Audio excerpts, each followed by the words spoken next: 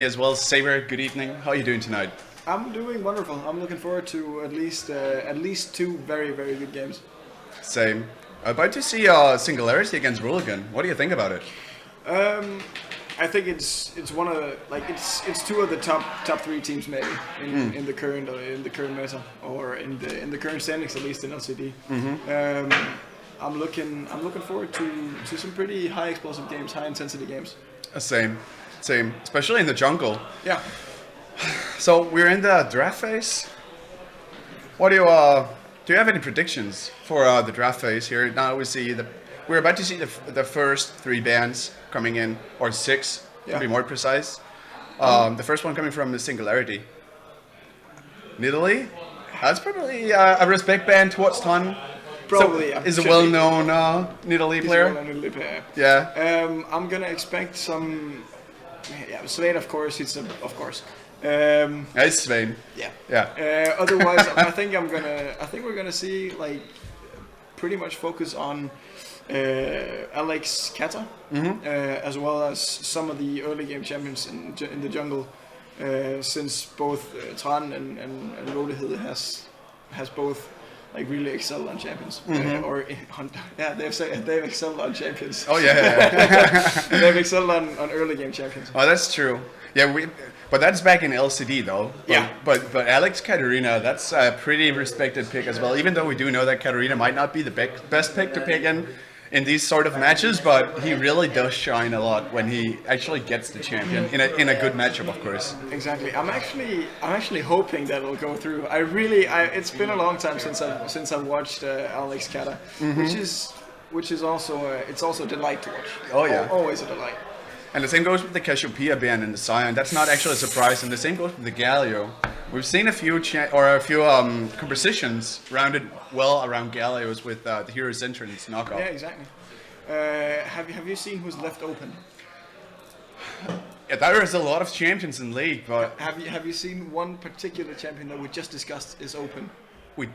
Oh yeah, Katarina? Yeah. Oh yeah. We can actually get to see it right now. I'm looking forward. I'm hoping that Alec gets the Katarina. We'll see. Like Sichuan is out of the picture. Caitlin's been first picked. Yeah. Actually, a pretty good first pick as well. Not a bad first pick. And if Alec has been, I'm coming back to the Katarina always. But Alec has been favoring that champ very very much. So since they leave it open, they might. Singularity might have some way to counter it. They might have some ace up their sleeve. I don't really know. Katarina is not the best pick right now, as you said, but in the hands of Alec, it can really, get out of hand. Oh yeah. He's on a different level. Yeah, really. I agree. We're seeing Karma. Karma has been a flex pick. We've seen both Alec and Kidan run Karma. As we actually saw it twice today. First time Karma got picked by Kidan, and then they got picked again, and then Alec went on it. With so both on the mid lane and support. Yeah. Okay. Yeah. Kha'Zix, Olaf. I don't know. I love Kha'Zix, but I think Olaf is in a better position. He has a good clearing speed, good sustain, like pretty healthy overall, good dueling potential. And really strong, especially when he goes into the Ragnarok and when he got the buff as well lately. Especially when it's Tran who plays him. Like Tran has really excelled on early game champions like Olaf. He really favors the Olaf a lot. I guess Roligan knows that because he's been favoring the Kha'Zix more. So it's kind of a swap. I really like the Camille from Nihus. He's been.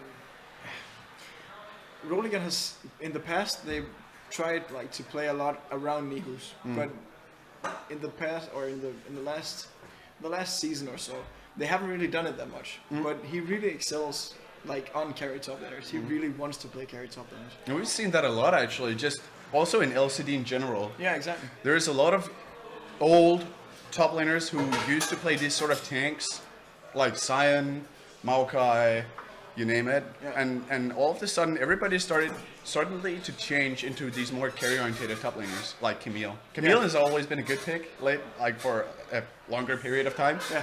But yeah. Who do you think? who do you think Cruxy's going to be like? Who do you think Cruxy's going to favor? See, now that's a good question because when we look at the picks in the bands so far, we got Fiora out of the picture, who's gonna be pretty good at split pushing as well, like towards Camille. And Orin is out, which is a big threat when it comes to team fights, and has also a decent laning phase. And now we see that Singularity is actually aiming towards the mid lane and one band towards the bot lane as well. And I think taking out Corki and Severe is actually going to be a good idea because right now they lack a lot on wave clear. Saya is locked in though. Cruxy has had like different success on both. He's played Sivir. He played Sivir today with not a lot of successes, if I remember correctly. But Saya was a pick we saw a lot in what was that patch 8.1, 8.2, where Cruxy actually had kind of he had a decent success on it. You see the Cho'Gath, of course. It's not actually a surprise to me. No. Really. Like, I think it's going to be a hard matchup, though, for lineups. Yeah. But if he's able to survive and get out of the laning phase at least even, I think you could maybe favor Singularity. Or what do you think? It should be, but I think that Tran has definitely put a lot of effort in news over the past seasons, or just he's not like the rest of the team has kind of left him alone, but Tran has consistently helped him like twice or three times in early game, and that has been really good for him because when news gets ahead, he gets far ahead, and especially on someone like Camille, because he can really. I'm not gonna say he can 1v9, but he's so strong on that champion. Yeah, but also as well, because I think you're right about that, because I think Tran is gonna put a lot of attention into the top lane, because if Neos is gonna be able to handle himself, he's gonna just totally destroy the split push. Like lineups has to respond somehow. Yeah. And if Neos is gonna be able to one-on-one it easily and keep the pressure up. The Cho'Gath That's a never dead gonna, dino. yeah, exactly. Linus is never gonna like reach that spot where the Cho'Gath really wants to shine. One thing I want to draw attention to though is the bot lane matchup. Oh yeah. We know that Cruxy has had some difficulties, both in lane and in team fights. He's well known for the Draven. Yeah, exactly. Yeah. But he's been playing a lot of. He's been playing very defensively. The Janna into the Morgana. I'm not sure that I like the pick. You don't have any like. If you wanna blow a tornado on anyone, if Morgana hits a binding and Kidon doesn't immediately hit them both with the tornado, Pedersen can just black shield. And everything is really negated. So I think the bot lane matchup in my book should at least go to Benja and Pedersen. Also because they've shown more consistent skill and talent in the bot lane. One thing that I want to mention, we talked about it. Was it yesterday about Jhin? Yes, we talked about We've seen quite a lot of Jhin today, to be honest. I think we've seen like 3 or 4 games of Jhin. Did anybody take the Rage Blade? Yes. Oh, they did? Yeah, but they lost. It was who was it? I can't remember. It was a Jhin who was so far behind, and then when Yord finally pointed my attention to it, it was like, well, he finished his Rage Blade, but they have three inhibs down. So. Like, oh. Yeah, so it was okay. Oh, that kind of sucks. It was a pretty tough spot to be in. That kind of sucks. Yeah, it really does. But yeah, about the bot lane, as you mentioned, I would actually say that I would favor the Singularity bot lane so far. Yeah, same. Especially because of the Morgana shield. It's gonna prevent so much like push-up slows and stuff from Janna. Especially the roots as well from Cruxy. Oh yeah, that as well. Yeah. But yeah, like if you really get far ahead, the black shield doesn't really matter. But I think that Cruxy and Kidon is gonna have a really hard time because we also discussed this a little bit earlier in the day, but Cruxy has kind of fallen into a slump, I think. He's been really pretty inconsistent, been playing pretty far behind. Even when he gets ahead, he's still acting scared. Yeah, he's playing very defensively overall. Yeah, exactly. Which I think could prove a weak point in the Roligan, because otherwise, otherwise the lineup is looking very good. Alec had a splendid performance on Kamar today. Tran on Olaf is always solid. Oh yeah. Nihus on Camille is always solid. Kidon, he doesn't really have a like. He sometimes have a bad game or has a bad game, but he's one of the most consistent supports, I think. Mm-hmm. He's always there with the saves. He's always there, he's always there for your team and making the plays and stuff. So I don't know, man. It's. Oh yeah, I agree. Yeah. And one thing as well, now that we talked about the bot lane as well, it's gonna be pretty safe as well, because if Time wants to gank the bot lane, the slow which the axe applies is also being cancelled by the spell shield, and it's not magical damage, so it's not gonna take away the shield. It's not gonna deplete it. Exactly. So that's gonna be Janna's job to see if she can deplete it. Yeah. And then one way or the other. Then you only have like what's it her W, I think it is, or the E, I can't remember what it's called, where she slows you and shows magic damage, as well as the Q. But I don't know. Where would you think that Wooly would lean his attention? Because Wooly he's been playing pretty consistently around bot side. I would actually. I think that. I think he's gonna put some attention to bot lane actually. Yeah. Either that or respond with a counter gang towards top to protect lineups. Yeah. Because I think that Singularity definitely got the stronger bot lane, for sure. Yeah. So I'm gonna bet that Ole is gonna either try to counter gang top and hopefully get something out of it and get a lead and then snowball with Kha'Zix, or he's gonna put some attention into the bot lane because Raxon just needs to farm up. He's pretty safe. He has a good wave clear. I think he's gonna be able to match and maybe even outpower the Karma as we proceed further into the game. We see a little bit of cheese coming in from the Singularity squad. Niho spots them. We have a pause real quick. Yeah. Yeah, but maybe have some more issues. I know that there was they talked about some sort of internet connection issue, something at Copenhagen the games as well. Maybe that's an issue again. I don't know really. No, I'm not. I don't know if we can get some kind of. Like we've had our own troubles as well. We've had LCD has been having a pretty hectic day. Oh yeah, it's been rough. Yeah, it has been. But yeah, we have consistently seen Olehild play a lot around the bot lane, like a lot. And some of the weaker teams, I'm doing the Ravagers. People can't see that, but I'm actually doing it. Yeah. And some of the weaker teams haven't really been able to cope with it, and has really been caught out and really suffered under the pressure that Ole has been able to put on this. Also very offensive here from Roligan. They're trying to cheese just like Singularity tried to cheese them. I don't know if they want this fight though. I would personally prefer a Morgana and a Caitlyn level 1 over a Janna and Saya. A lot of offensive words already, trying to get some information on like both junglers as well. And Tran also decides to swap, say, okay, I want to go for the blue buff instead. Yeah. But without the leash. So, and as well a good poke in the bot lane already. Actually going to the favor of Singularity already. Yeah. So. I think that the swap from Tran is basically just a respect move.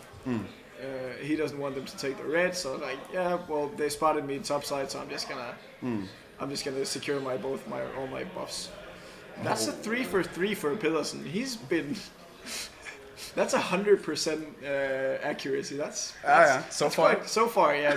2 minutes into the game, Pillarson is on fleek. The 100% bind. Yeah, exactly. I actually think this is quite smart as well from Roligan, sorry. because since they expect Tran to start topside, they're gonna expect him to gank bot side. Oh yeah. And since he now swapped, that means he can do he's actually gonna do a full clear. So he's gonna do what, hit level 4 or 5 before he hits top lane. But also, if obviously just minor poke, I was about to say. But one thing I wanted to put out that if Lineups is smart, he'll know that the wave is pushing towards News to open up for Olaf to come in. Exactly. So, like, he's only going for the last hits, and that's it. Actually missed one there. Hope it wasn't a cannon though. So he's fine. Minor fight coming up there. Bone played out. Actually, decent amount of pressure in the bot lane as well. Yeah. Just keeping it up. But again, those like it's not a lot, but the 3 bindings, it's not a lot of damage, but it's a lot of pressure when you get, because you have to force them away, and you can't really stay for the wave and contest the wave, because something is about to happen. Rupture coming up, push up, airborne. News being low. Tran is coming into the lane, flashes away as well. Lineouts different is that he's not gonna get away, and the first blood is taken away to the Viking in the jungle. What did we just talk about? I was about to flash coming in and a kill in return on the mid lane to Ole. I kind of liked the flash from Tran to ensure the stack, or to ensure the slow of the red buff to not miss it. That was pretty good. A lot of these like small mechanical, not outplays, but small mechanical traits that you see sometimes. It's actually going pretty good, I'd say. As well as in the mid lane, Alec used teleport to get back to lane after he got ganked by Holy Hill. I think actually this is the first time today I've seen Ole Hill not gank bot lane first. This is of course it's pretty hard when you're pushed in. You don't want to tower dive level 4, of course.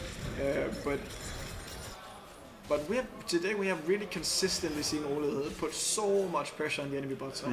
Yeah, and in the meanwhile he's coming bot lane again here. Spell shield is coming up, turning the target, and the flash heal is coming in from Singularity. 2 summoners down in the bot lane, still having flash on Menjai and ignite on Pillarson. He's pretty proactive. This is so greedy though. Singularity has been pushed, has been almost auto pushing for 3 minutes since the wave actually started. They have spent 2.5 minutes, maybe 2 minutes in push almost up to the enemy tower with no ward in Tribrush. That's kind of greedy though. Yeah. Ends up only casting them a flash and a heal, which is a trait they can live with. But it's. Oh, he's gonna come back. Exactly. Oh, he's gonna come back, and he's gonna get you. He's the cops. It's the caster's curse, maybe. I don't know. I'm not sure. Okay, we just got a bit of sound there. We just got. I was afraid if I was not gonna hear anything and die. I certainly did. But yeah, pressure is being kept out on the top lane by News. Seems like he wants to back out, maybe. Even though, we'll see. Maybe going for a deep ward. This is a very early Drake. I'm not sure if they actually want to go through with this. Tran and Alec is already on the way down. And Crux is just happy just farming a bit of the lost CS back. Oh yeah, and the mango is gone as well. Yeah. So, no way to heal. If they want to give it a try. Yeah. Once again. Ooh, the binding coming in as well. It's keeping up with those bindings, Pilsen. It's actually doing pretty good. Really? I don't think it's 100%, but it's definitely up there. 80, 90 maybe. He's doing a pretty good job. But look at the bot side of Roligan. It's just littered with wards on the defensive side, of course. But we have 3 pink wards from the Singularity lineup, but this bot lane is just lit up like a Christmas tree. Oh yeah.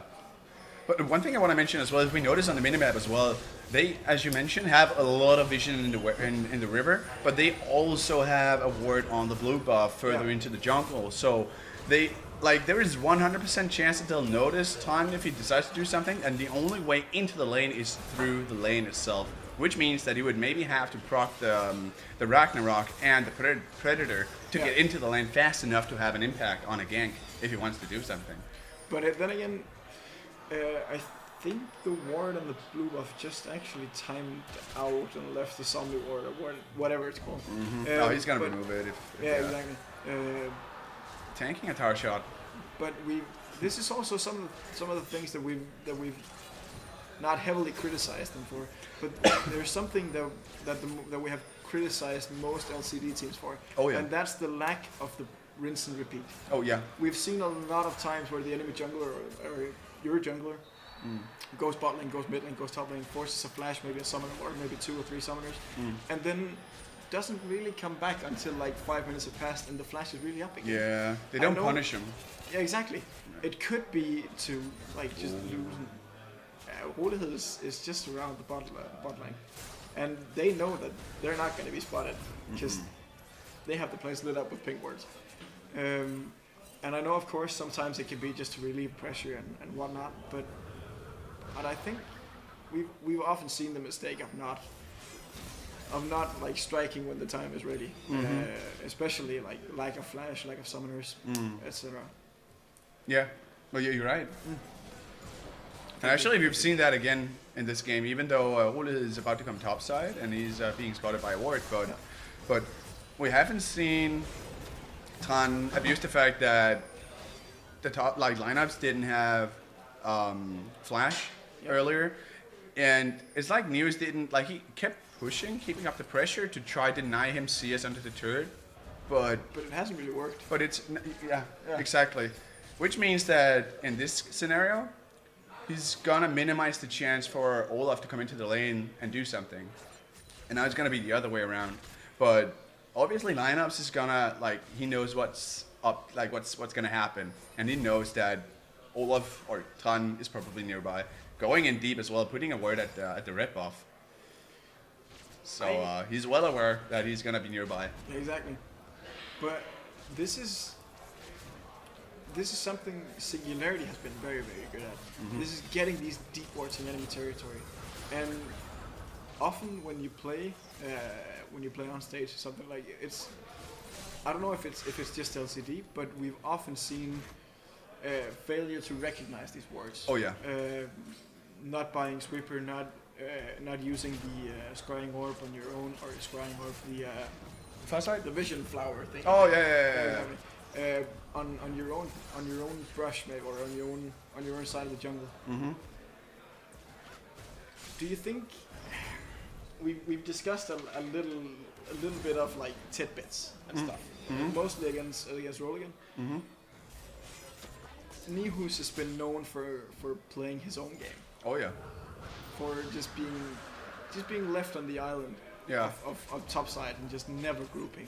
Oh, you guys are fighting? Well, I'm just gonna take. I'm just gonna take the turret. Yeah, exactly. Yeah. Do you think it's gonna be sort of the same, or do you think because he's in the couple of games we've seen today, he's actually been grouping more than Croxy sometimes. Neos has been joining the group hey, what's up, guys? And Croxy's been farming on the side lane trying to get the turret. Do you think it's a new style we see from Roligan?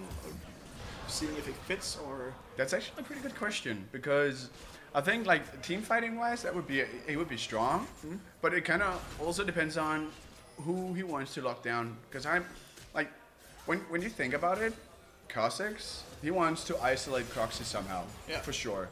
He has 2 pretty big supports with him to support him. Ooh, he's in trouble here. Using the ult, leaping away, and Ragnarok is being activated. There is no way out. The buck just got smashed. Swatted. Totally. Pretty offensive. But again, look, this is they have 1 pink ward on Singularity has 1 pink ward on the enemy blue buff. But look at the bot side river from Roligan. It's just it's lit up. They've put so much vision around bot side, and they haven't really that's the only thing they've been doing vision wise. They haven't really. They've just been letting Nihus just farm up do his own thing. Like they haven't put words up for him because that's all being spent on bot side. And it's gonna invest in a kill on Roligan because he overextends and doesn't think they have so many wards. But that's a very heavy bot side investment to make. And I think it's to ensure that Kidon and Croxy doesn't have too hard of a lane. To ensure that Roligan is spotted every time he tries to walk down and get men giant pillars and fed. But I also get the feeling that they could actually play a lot around Tan as well, because he excels well with the AD as well. And the sustain he has just by himself is pretty good as well. Yeah. And when you think about all the shields and the movement speed he can get if he goes in, like there, an Olaf with Ragnarok, there is only one way to remove him. Like if he goes to watch you, you gotta kill him. Yeah. Like really, you gotta take him out. Like there is no way stopping him. Top lane coming in, up a Hextech ultimatum, but Realm Warp as well, backing out pretty fast, getting the support here as well with an axe, making sure that Singularity doesn't keep going towards News. That was very, very nicely spotted from Rexon. Recognizing that Tan might be topside and just walking up. He doesn't even burn his TP. The only thing he burns is an ultimate, which is, I don't know, he's not level 11 yet, so that's, or he is level 11, so that's what, 2-minute cooldown? Yeah. Ish, yeah. Yeah, Pretty much. But it's still basically a win for Roligan since they burned Linup's flash. And that's basically what Oh, see, now comes Gangan again here as well. The axe is connecting, slowed down, nothing to do here. Giving the kill to News, there's nothing that this dino can do at all. Like, it's extended for a reason, right? Yeah, you don't want to feed the dino. But if you can feed on the dino, that might be something else. There's a lot of meat on that. Oh, dino. yeah. But that was the rinse and repeat gank we actually asked for before. Ooh, 4-man bot side from Singularity. coming in here as well. Cancelled. Very nice adaptation from Roligan.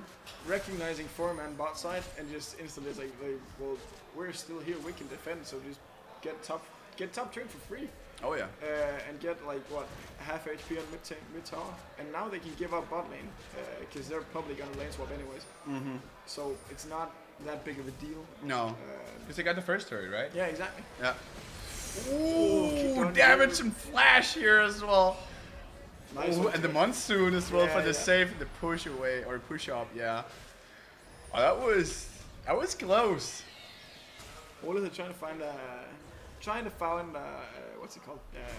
An opportunity to isolate these targets. We've actually seen a lot of support, like Rome, of course, for vision and stuff, especially with Roligan and Maxilol, and some of these champion or some of the players that are relatively fond and play Kha'Zix quite a lot.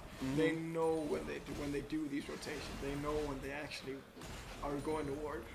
This is something we've been seeing quite a lot, and I like the adaptation, going for the aggressive plays, because let's face it, you are a Kha'Zix. Oh yeah.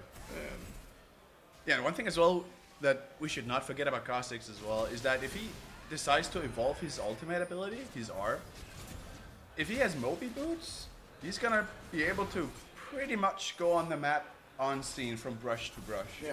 If he goes takes the right route, right, really. That was what who was it Memento who did that in the LCS, where he walked like in before 4 people and didn't get detected and just obliterated the enemy. Oh yeah. That was insane. Yeah, exactly. We've seen some other we've seen one play that was close to it, where Maxilol basically just invaded the entire bot side jungle and just ran into between like tier 2 tower, and just that was actually Croxy who got caught out there. Yeah. But again, you can't spot a Kha'Zix with a pink ward. The only thing you can spot him with is the scrying orb. Yeah. So, or it's gonna be intense here because Roligan got the first Infernal Dragon, and they want to get the second. Pretty good wild win 3-man push up though. It's being started. Feast, TP as well coming in here from News. Coming through, connecting the bind though. There's no flash on that, so he all resets. Oh, this is gonna be tough. backing out again. Bit of a dragon dance is here. such It's a all about the dragon question idea. about who gets in Oh, here. there The we go, feast Linux. connects. Hextech Ultimatum is popping out here. Julius has to flash. Tron is going in solo, flashing over the wall. Muse also, it's like, I don't really know what's going to happen here. Some sort of miscommunication. Maybe you're going in here as well, Muse. This is very greedy. That was this is very, very dangerous. Flashing the ball without the support of the team back, like he, wow. Lucky. I like the play from Tran. Pops the Rift Herald, ensures at least some damage going down bot if they lose the Drake trade. But when Cho'Gath walks up to a dragon with his feast up, you know you have to kill him because he's gonna win the smite duel. Yeah, he's gonna take it. Tran's level 10, his smite does what, 640 damage? Yeah. That's no match for like what, 1200 true damage? Nah. You can't fight that, man. But I like the brute force from Singularity. Like, okay, we can do this. Yeah. Because even though Linux has been put like a little bit behind, he sits on what 3-4 uncompleted items like Ruby Crystal and Guardian's Bracer and stuff like that. He's still a dinosaur, man. He's tanky. Oh He's yeah. very very tanky. And he's only gonna get bigger. Yep. And also, like, the way that they decided to play it around like they got what, 2 flashes Yeah, from Tran and and Muse. Yeah. Yeah, from Tran and Nihus, yeah. But it was, let's face it, it was very, very close that at least, I think, what was it, 5 or 6 players walking around with flashing HP wise? Oh, yeah, That was yeah. very, very close that someone could have gotten down, or someone should have Yeah, gotten died. Yeah. down. Also extending the line of sight, or at least trying to. All of Pinks as well, being well aware of Raxon and Peterson as well. Alex just putting pressure on the side lanes, and I like the adaptation because you're never gonna be able to out siege a Caitlyn. So just go to the other lanes. She's not fed. She has like 30, 40, 30, 38. No, 28. Sorry, I can't count for some reason. 28 CS more than Croxy. So he's not like super fed, but he's not behind either. Ooh. But you can really siege it. We're seeing it here. The bind coming in. Not a lot. Hextech Ultimatum though on Menjai. Solo kill. And a turret here as well. And a cancel TP. They can actually. I don't think they're going for it. They could have done Baron there. Oh It's yeah. a very very risky call, but they have no Caitlyn. They don't. They definitely like stand with the Arbor or with the advantage, Yeah. especially with both the Karma and the Janna. Yeah. So much sustain, shields, Very, heals. very much. But I think it was earlier today as well. We saw. I think actually it was Roligan. I'm not sure, but we saw a Karma. Yeah, it was Roligan. We saw a Karma mid lane, and I can't remember it was. I don't think, maybe it was Janna, to be honest. Yeah, like shielding Croxy, and Croxy gets like double the HP in shields. He gets like 2,000 shield because the build path Alec went yesterday or last game was Athene's like now, Ardent Sensor, Tyr into Seraph's Embrace, and then it was Rabadon's. Yeah. And they had an Ornn as well, but He's going for it as well. exactly. Like Yeah. he when he shielded, it was so much. Like, it was 1,500 shields maybe. What the plus, hell? Plus the Janna shield. Yeah, on You're top. not gonna cut through that on an AD carry, man. You can frontline. Oh with that one. yeah. Oh, but as you mentioned as well, you have multiple targets. Like Tan is not gonna output that much damage, but he's still gonna deal a lot because he's a Viking with 2 axes. Oh yeah. And as well as Nihus. You saw Nihus soloing Menjai. If he gets the chance, Ooh, the powerhouse taking its place. exactly, scares him off. Got as well like 10 stacks on the Rod of Ages and the Embrace. He's So, gonna ult the way. moving back. Yeah, they pinged him. They know he was there because he Yeah. walked over the river wards. But but again, if you buff the as I said before, if you buff News, like he's gonna obliterate Munjai in a split second. And there's nothing you can really do, because if you shield Nihus and Kraxi can, because if Kraxi can't step up to the game, you still have the ability to shield Nihus. Oh yeah. And then you still have a very tanky frontliner with a lot of AD. But also, if they get a lot of CDR, they could actually shield quite a few times in a fight if they do it correctly. And think about it, if Tan does have like this sort of a very hard engage with the movement speed shield and the Janna shield for the increased damage, he's gonna maybe take some hits, a few bursts, something, and all the, like, let's say 1500 HP in shield. Yeah. And then you gotta take care of the Viking himself afterwards. It's gonna be a tough front line, a tough game. I can't wait to see, like, when these two teams explode and like a big fight start taking place and the Baron dance starts. That's gonna be amazing. Very interesting. Oh yeah. Also, it's one thing that I do like as well is that they really do prioritize division as well around the objectives. In this case, it's gonna be Baron. That's something that I have a feeling that we missed just. It's been way better. It's getting better, like all the time. Yeah. And here, like I can't even count how many wards and vision which has been denied and replaced all the time. Exactly. And that's the way it should be. If you look at it, Tran actually has like 12 higher vision score than Kidon. Like Tran is very good. Or same with Wooly. He has Duskblade, which of course helps with the passive. But these junglers have been not going to be contested. I was just about to say the dino coming in, just numbing.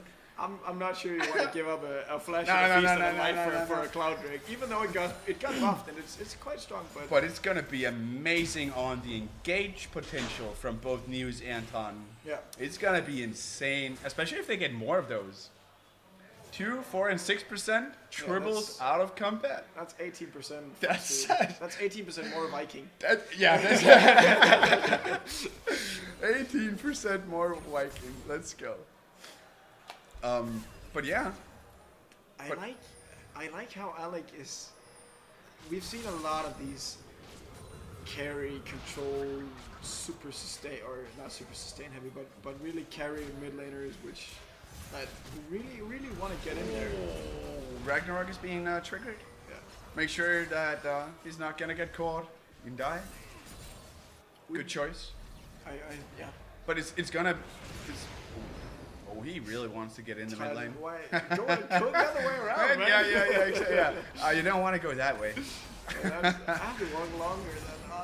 But as you spoke about it earlier as well, Muse split pushing, taking one turret at a time, doing his thing, and it works. And we've seen it so many times.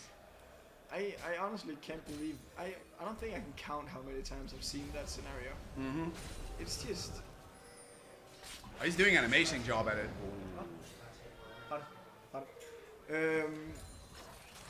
Yeah, sorry, I just lost the track. Yeah. No, it's cool. Don't worry about it. Like, you seem to look a bit older than I am. Yeah. Could be the age speaking. That's tough coming from an almost 30-year-old. Oh, appreciate it. Thank you so much. I love you too. Okay. But what I was saying about Alec, I like his confidence in playing different champ than these carry heavy. They're actually gonna start the Baron, and Singularity knows that this is going on. Oh yeah. They're pinging a lot. It's gonna be interesting here, and the TP is coming as well. They definitely do not want to give this away. Destroyed. Yeah. Nothing left. Whelm Warp coming in here. The response back. Hextech ultimatum here on Vraxon being left behind here. Neo's flashing back, surviving. And it seems like the Baron is actually, oh my god, going to Singularity.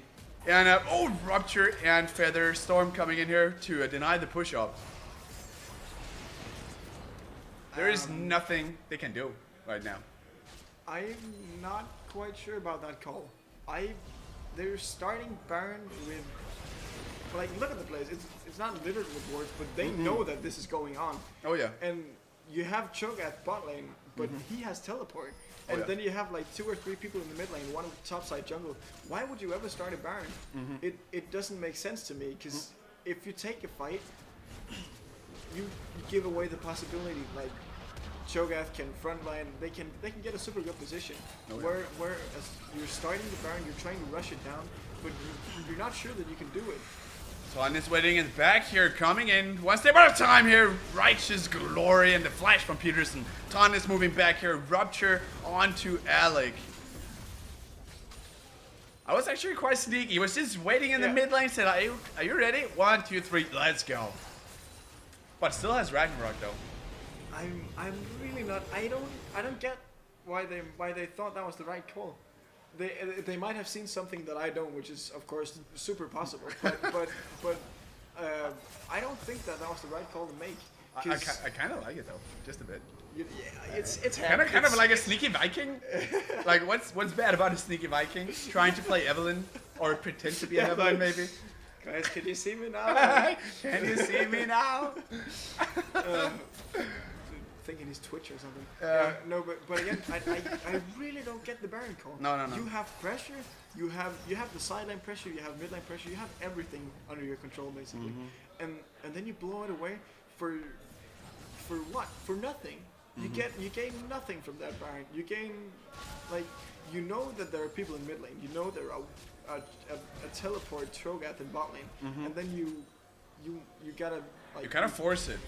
Yeah, no, but you gotta assume that the last guy is, like, if you don't know where he is, always assume the worst. Oh yeah. Always assume, like, okay, he's right behind me. Yeah, exactly. But I don't know what they will force it, because they need Tran and they need Nihus to sort of tank the Baron, and who's exposed then? Your entire backline. Kidon just got melted. Oh like, yeah. Super destroyed. That was a. Yeah, also as well that they actually gave Singularity the game back, sort of, because they actually, like, Roligan had a decent lead. Yeah. They had the game under their palms. They had the control. Look at the gold now. Yeah, They changed that. It's not a an lot. amazing, like, play overall, like the usage of the Baron Nashor buff. Yeah. Really. But I just don't get it, why? Because when Cho'Gath is alive, you know it's not going to be a 50-50. It's going to be a 70-30 or a 100-0 if you can't kill the Cho'Gath. Because he does more damage than you do. Yeah, he's gonna feast it. Yeah, exactly. Tran is winning the brushes. Actually wins the trade. Yeah, Realm Warp though. Coming in, Shield's coming. It's a bigger fight here. Getting destroyed. Raxa nowhere to go. Featherstorm coming in with the flash here. Sadly misses the binding. Yeah, it's like, but they know So they have to. oh. But look at the amount of shields though. Oh yeah, it's disgusting. Oh, it's gonna be enough. Taking me down here, but Tran is gonna take one in return though. Looking, ooh, almost hit with the binding. That was an interesting pathing. Oh yeah. Yeah. But we're gonna leave it at that and say that was an interesting pathing. That's it. It's just brain fart. But it kind of made the tides turn once again. Once again, yeah. Yeah. Because they're gonna be able to siege this so hard.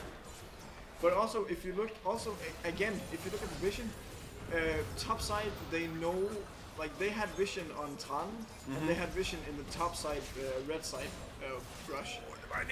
Oh, is that the flash feast? Or is not gonna? Nah, he's not. Oh, the shit. Oh! Hey, keep going. Changing target. Nothing to do here. 2 kills going to Singularity, and the third man going down. Double kill to Braxon. It's this is I don't know what to say, man. I don't know what to say. It kind of turns the tides all the time. It's like having a compass on the hand, and you keep, like, turning around. Yeah. So that it keeps finding north, but it just keeps spinning. It's sort of. Oh! Alec with the snipe. Nice. Maybe he this- wants to play Jin for a change instead of Gorma. This might be an Ardent Sensor Athene's Unholy Grail karma, but he can still do some significant damage. Yeah. It's the new Deadly Flourish. It's like stack 8 of them. Yeah, no one saw that. Yeah, lack. Like we're playing on land, by the way. No, but again, the game was actually the game was Roligan's to lose. Oh yeah. Roligan had not everything, but they set the pace of the game. Oh yeah, they did. And you could really tell it. And while that's nice, both of the teams has just made consistently mistakes one after the other, and it's not mistakes where you think like, oh yeah, that was a 60-40 chance gone wrong. No, like this is a mistake. You don't know where they are. You're getting greedy. You're gonna chase. This is that was some mistakes that I wouldn't. No, but you start doing many small stupid things sometimes. Yeah, exactly. A very strong Muse. Dino is having issues. He might be into. Oh, that's not gonna be fun though. It's gonna happen here though. He's gonna get it. And Raxon actually completes it. And Sonya, that's not gonna help you, buddy. I'm sorry. Again, look at the shields. That was third time Neos has full HP with shields. That's gonna be in him at least. That has to be in him. He's playing amazing, Ton. I really think he has so much like pressure. He's just overall having a he's fantastic performance in this game, really. Even with the okay. I think remove the I traps. think they're gonna go for inhib and then maybe even turn for Baron. Yeah, They still have 25 seconds on Raxon. Yeah, But it's probably too late. I don't know if I would have you have to choose there either Baron or inhib, and I like that they get to crack base. Oh yeah, definitely. Who doesn't like to crack base? Right? Yeah, but also it's gonna provide passive pressure, and now that they actually got the bot lane, that's pretty that's the furthest lane away from the Baron Nashor. Even though we actually see it being started here as well. Again, you have to choke at. He teleported topside, and they know that this is happening. Question is if he's gonna make it. Oh, the smite steal coming in here from Ton. Insane. Ton is so Got good it. right now. What? He's so good right now. Wait. No, I would I think I appreciate to broke have the some headset sound as well in my headset if you don't mind. Oh my god, he got the Barry steal. I don't. Lineups had feast, right? Yeah, he did. He tried. That's not it. That's not the way it's meant to work. Lineups does what does it do? 1400 2 damage. Yeah, with the ish. result around? Approximately. Yeah. And I don't know what level Tron is in. I expect it to be 17 maybe. But he shouldn't have won that. What is this insane play getting? It's gonna turn like that's gotta feel good. That's gotta feel very good. Oh, Or yeah. very bad if you're Singularity. Yeah, that's yeah. Yeah, Tron is level 16. Yeah, he made it. Like he maybe be one level ahead. I don't know if he actually got it in the pit. I'm not sure. I don't remember. I don't recall that. But still. Yeah, he got it in the pit. Oh yeah. That was level 16 in the pit. Yeah. Oh, I don't actually know. No, I don't remember either. Yeah.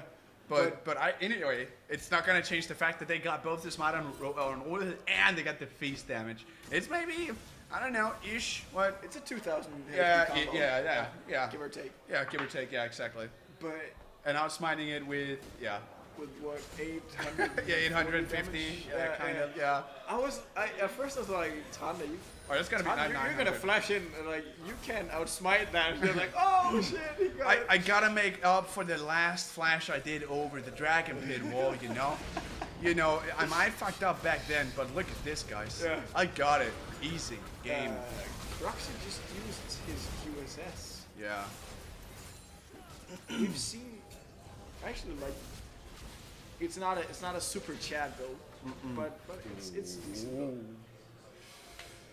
Oh, Singularity is having issues. They really Minions in the base. Top side is being pushed. Mid lane is being pushed, and empowered minions. And like, there's not a lot Singularity can do at this point. But that's all they have to do. They want to force the fight. The Vine coming in Ragnarok, turning the fight here, in the hopes of maybe turning the tides completely in the fight. But again, they don't have to force a fight. Like, of course, if you're Singularity, you have to force them away from your tower. Oh yeah. Because all you have to do as Roligan right now is just have time face tank your trap, or just walk around it. Oh, they got the turret here. Question is if he's gonna get out. There's no chance. Yeah, going down here to Cho. Feasted.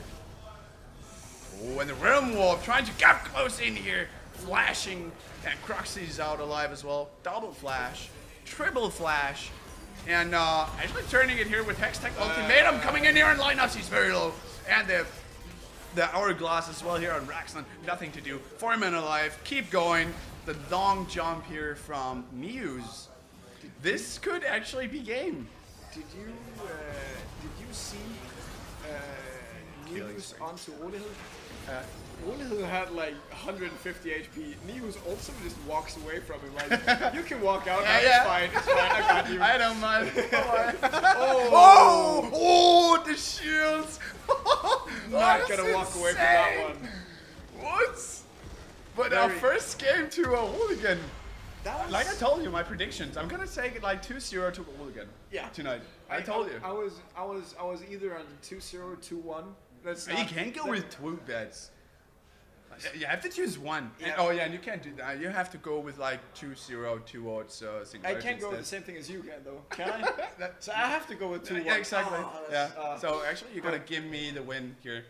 So in other words, let's wait. We still have possibly 2 more games to go for. No. You know what? Roligan is gonna destroy this Singularity game. Yeah. Or this Singularity team. You keep saying that one.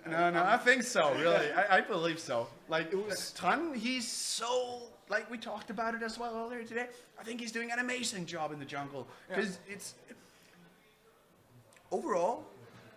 Like the champions that he plays the most, even though Olaf is very strong, like Nidalee, like these early game pressure counter jungling sort of champions, that's just him. It's right up his alley, really? Especially with the meta right now. It fits so well. It's amazing. But again, like all jokes aside, the game was close. Like Roligan was in the driver's seat for the first 20 minutes. And then suddenly start seeing small mistakes here and there, and then first it turns to Singularity, then it turns to Roligan, then it turns to Singularity, and then to Roligan again. It's a lot of these small missteps or mistakes. Some of them were just plain up mistakes, and that's fine because it's getting late and we've been playing quite a lot today. Oh yeah. But you know, when you play football, if you do something stupid. And you get, let's say 3, card? You get like 3 yellow cards, right? I know there's, there we go. When you do something, that's not, that's not how we play. No. You know, when you do something stupid and you do a mistake, like as I know, like I'm doing, I'm pretty.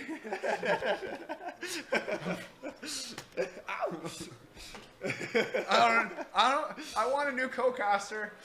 Somebody who wants to volunteer. You're stuck with me. It says so in the contract. But this was close. This was a close game. Like back and forth. Back and forth. Yeah, exactly. And Roligan had it, but both these teams, like, let's remember, they're not flawless in any way, of course. No. So one small mistake. They're not excellent macro teams, but they're very good macro teams mostly. So also when it comes to executing, like if somebody steps too far ahead, both teams know when and what to execute. Yeah, exactly. To secure something. Same thing with what's it called? Like both of them, if they get leads early on, they tend to Not against like some of the teams they rate higher than others, of course, based on seed and stuff. But often when either Roligan or Singularity tends to win a game or win the early game, they tend to snowball it super hard. Oh yeah. And of course, this isn't easy when the opponent is almost just as good as you, Oh, no. or better, like same skill level. But still, some of the mistakes they're making when they're trying to snowball is something that you wouldn't expect from these teams. I actually don't know if I don't know if we're gonna have a break, or if we're just gonna go on. Yeah, I think we're gonna have a small 2-minute break or a 3-minute break. All right. Let's see what. So it's gonna be like 10:25 ish. Yeah, We'll be back for with the 10:25. second game. 10:25. God damn it. You having a stroke? Oh yeah. So around 10:25, we'll be back with the second match of tonight. It's gonna be Singularity against a Roligan. I'm gonna call it. I'm going all out 2-0 to Roligan. I don't know what you guys think and what is your bets. Throwing in the chat. We'll look at it. And he's I don't know. He just loves casting, so he just wants to go with the 2-1, but it's not gonna happen. So, but guys. We'll see you in a few, and thanks for watching, and stay I tuned. Sportmaster er der lige nu 20%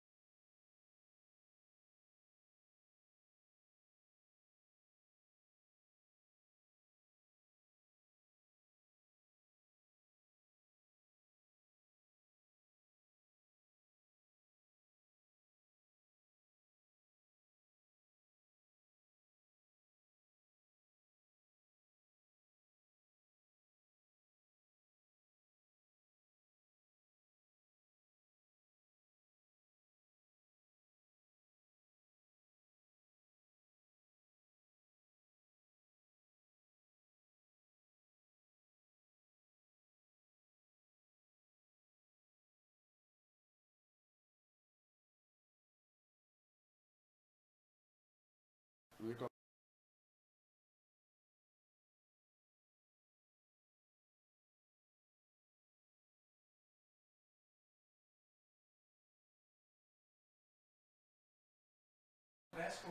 Magic.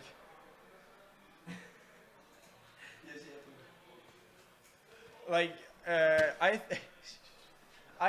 have I have something to say. You do. The caster that sat there before, he was much more handsome, like so much more handsome. You do know I don't like you, right? Oh yeah. You know self-harm on Twitch, right? If this looks weird, it's because it is. No, we had some problems with the setup, which caused us to make some last minute arrangements. Oh yeah. Yeah, and one of those is that to hear the sound properly, we have to run the sound from this headset to this headset. Oh yeah. And this is why if we move too much. And the thing is, I don't like sharing. Sharing is caring, huh? Yeah. No. Okay. No, that's not how it works. I'm playing support in League. I share all my stuff. Except kills. I'm not. Sometimes. Sometimes. Yeah. Sometimes. But no. But yeah. Definitely sharing is caring. I do agree. And but what do you? We could go through the first game. It was pretty like much back and forth all the time, and I would say like that Baron steal was definitely the game changer to Roligan. Yeah, agreed. Like that was an amazing play by Time. That was like going in, outsmiting both the feast and the smite.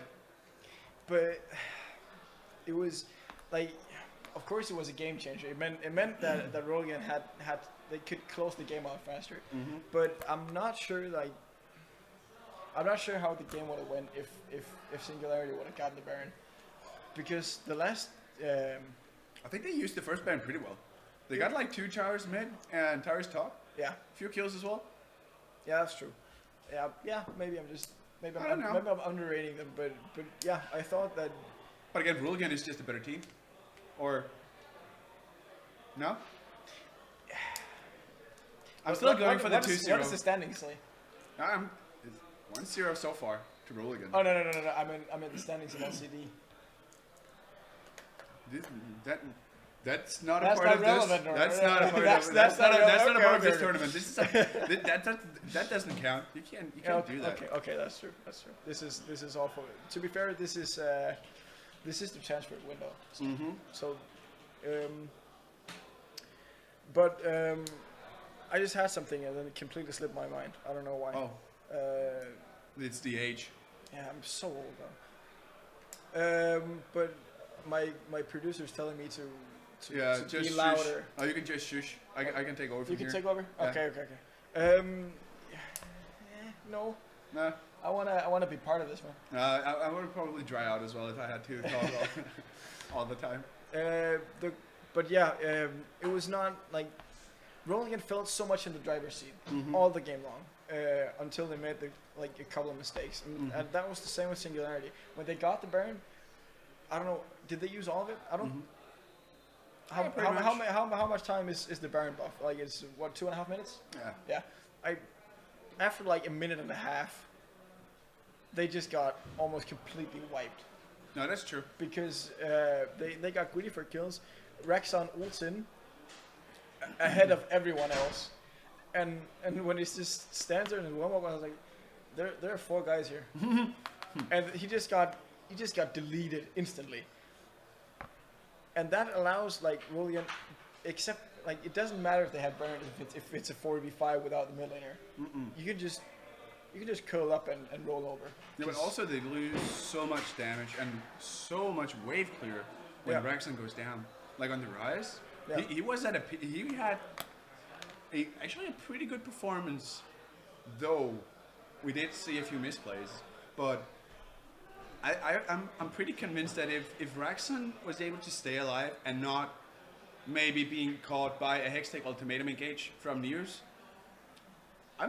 I'm pretty confident that he might actually be able to sustain the push Yeah. until the rest of the team came back. Another player. We spoke a lot about Tron, like because he was a he was a force to be reckoned with in that game. Oh, yeah. But I want to touch on Nihus. I don't want to touch on Nihus. I want to Oh, you heard it here first. You want us to touch news. sometimes. No, but let's be fair. Nihus had such a large impact as well. Oh, yeah. You saw him. It was like on like what two item power spike or something. Yeah, he just goes in on Menjai. Oh, yeah. Or Menjai is just he's not completely out of position. He was he was in the middle of 2-1 Yeah, in yeah. mid lane. But Nihus had so many good engages and so many good ultis. He was really a force to be reckoned with as well as Tron. Yeah, but he had an amazing game impact. Yeah. Just in overall, even when it comes to split pushing as well. And I also want to mention that I actually think Roligan did a really good job at like playing around the split push that News was able to like perform while still being able to kill the dinosaur. Yeah. Like we saw it bot lane a few times. He was being forced back. There's nothing he could do. Yeah, but this was also such a back and forth in terms of what's it called, Lineups and Nihus, because you could often, like when he got the first 2 kills, two assists he got because Todd was a filthy kill stealer and took both of them, but it depended so much on who started the fight. Because if Nihus went in on Lineups, he had the mobility and the movement speed to just kite him around or evade his spells and just have a really good, like, have a really nice fight against him. But as soon as Nihus was the one being engaged on pawn by Lineups, you could see that as soon as the spells landed, it was like half HP. And then he can't fight it because he knows that there's like 400, 500, 600 damage, true damage ult. You're gonna die. Exactly, if you're not careful. I wanna, as well. I just saw Croxy entering the lobby. We didn't talk smack about him. No, he had a good KDA. He had, yeah. Yeah, it was. I actually think he did pretty well. He did pretty well, but still very again, defensive. Roligan had to invest so many resources. Of course, it's what they do because they know Roligan plays a lot around the bot side, especially in these games where where Menja is on a hyper carry, like Caitlyn or Tristana or something. And you know he's gonna focus around the bot side, and that's what you saw. Roligan, they just read them, maybe. What was it, 6 to 8 wards in the bot side, and just that was like you said, that was a Christmas tree for sure. Exactly, and that's so good for shutting down a classic early game because you haven't evolved your ult yet, so you can't just walk from brush to brush. And the same thing with and then again in top lane, Nihus was left completely alone. And he has like 1 control ward in the tri brush, and that's all he has. Then when he extends like 1 ward in the river brush, but it's enough because Holy doesn't play around it. He comes like top, like I think he came top once. Yeah, once or twice. Yeah, once or twice. Yeah, exactly. And when you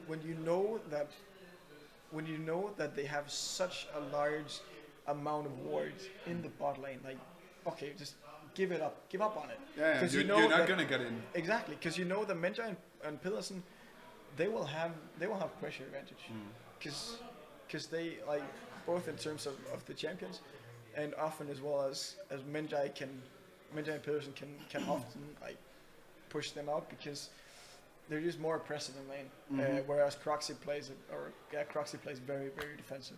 Yeah, he does. So instead of trying to force that play around bot side again and again and again and again, go mid lane, go top side. You saw him come mid twice or thrice, and it resulted in a kill. So just or at least a flash. it resulted. Yeah, in a did flash get first second and then a kill. Yeah, he did exactly. So a flash exchange, but he got the kill. Exactly. Yeah. Which is, I like Roligan's play style often because they around the weaker teams, they can really exploit this bot lane. Mm-hmm. But Roligan knows how to play against this. Oh yeah. And just ward it up, just light it up, and there's nothing Roligan can do. Nope. So I want to see something other than just this, than just trying to force this bot lane. But that's sometimes a thing we see with players in the LCD. They have like one or two strats that wins them a lot of games, and that was not fair.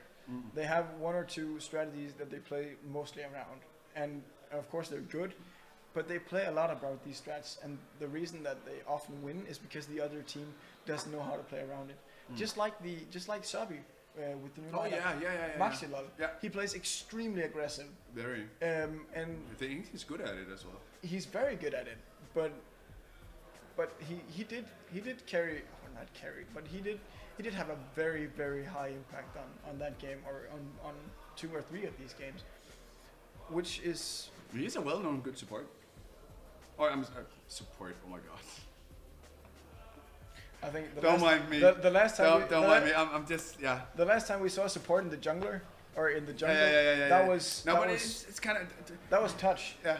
on the Lee Sin. Oh yeah. Yeah, they swapped this right. Yeah. No, I'm sorry. My bad. Yeah, it's okay. It's okay. Yeah. Don't worry. Respect band coming It's a out. bird that's the- distracting me. Sorry. Yeah. Is my pointing stick. My pointy shypy boy. No, but respect band coming out in Italy, of course. Times one of most Yeah, famous he is. champs. It is his most. Yeah. And the Olaf, I like the adaptation because Olaf is such a strong pick, and there are not a lot of teams in the LCD that ban him because they prioritize other bans, and Also, I think they wanted it because they had first pick as well. yeah, So they wanted to remove Skarner. I'm not sure that they would pick up maybe a Caitlyn, Yeah. for Croxy, because Caitlyn's so oppressive right now, and taking her away from Menjai is like, Menjai plays a lot of Caitlyn as well. Oh yeah, he does. Morgana So- again. Not a bad pick. Not a bad He pick. had a good performance on it last game as well. 100%. Peterson? Oh, yeah. 100% accuracy in the first 2 minutes. I like that. He is No, come on, yeah, incredibly do it. strong at this point in, Yeah. in league. Oh my god, is Sergio really? I'm not gonna say chicken, Nah. but Yeah, chicken. chicken. Yeah. Yeah. I follow you. Who I do you agree. think Tron is looking to pick up now here? So, that's actually a pretty good. I was just about to say it, cause Elise is not really good right now, in my opinion, and I know that's one of the champions that Ton used to play a lot as well. But it's not that great of a pick, cause you got the Morgana shield, and you're up against Giovanni as well. Yeah. So, and you have no idea what sort of champions the enemy, or in this case, Singularity will take. And at least it's all about coming in, just bursting down one of the squishies and rabble out or something, Yeah. right? Depending on, of course, the scenario.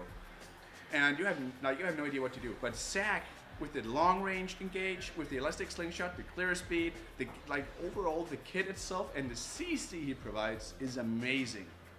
I also really like the adaptation here from Raxon to put Lina, or from Singularity to take this Camille away from Nihus, because when Nihus plays a carry top laner, it is often Camille because he's so comfortable in champion. Orion is one of the champions that you played a lot as well.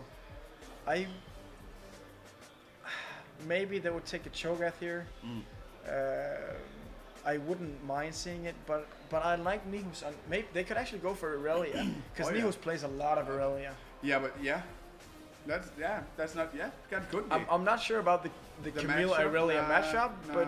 but I don't think it would be I that think bad. I would say it's a skill matchup in Yeah. a way. Vayne of Min. That could be a Kog'Maw. That could be viable as well. I don't think there's Like I think both would be think good. it's Both Sivir. Both Sivir and Kog'Maw would be a good choice. But yeah, again, you need the spell sheet. You need some of the ability that which Kog'Maw doesn't provide, especially like when you have a Morgana, you don't have a Lulu. Then you just wanna like you want the shield, you want the mobility that the Lulu provides, especially as a Kog'Maw. I want to see if Alec is gone. I would say Janna again, maybe. Yeah, Kidan plays a solid Janna as well. Oh yeah. But again, we've seen the flex pick from Alec with the Karma. No, also, we saw the double shield boost. That was insane. It's so The much. amount of shield they got. What? Maybe they would go for something a bit more oppressive in lane with the Caitlyn. Oh It's the yeah, flex. so it's the flex. So It's the Karma flex, going yeah. above Vladimir mid. I think I figured it out. Once every 2 games, 50% of the games Alec plays Karma mid, Yeah. and the other 50% he doesn't. Yeah. But though I want to. Okay. That would actually surprise. Yeah, Talia would make more sense to me. Yeah, being locked in, a very strong champion, good wave clear, being able to match as well, can outpush the Vladimir, and can have a huge dominance and a very big impact roaming with Weaver as well. Especially because Raxon likes these high, or not high mobility, but high roam potential champs, like the Rise, like the Talia. Yeah, exactly. It fits his playstyle somehow. And he tries always to have a lot of impact in the silence with it. But sometimes I would like to see Rexon put on something a little more dominant maybe, and just completely trash his. Do you have any specific champion in mind? I don't know if he plays like he's not the assassin type of guy. Alec played Syndra. Rexon played quite a lot of Syndra as well, I think. I'm pretty sure. Yeah, but I don't have any specific champion in mind. But Rexon is a very talented mid laner. Like there's no getting around it. And sometimes I think. Sometimes I would like to see some more lane dominant oppressive champions, or something with a little more kill potential.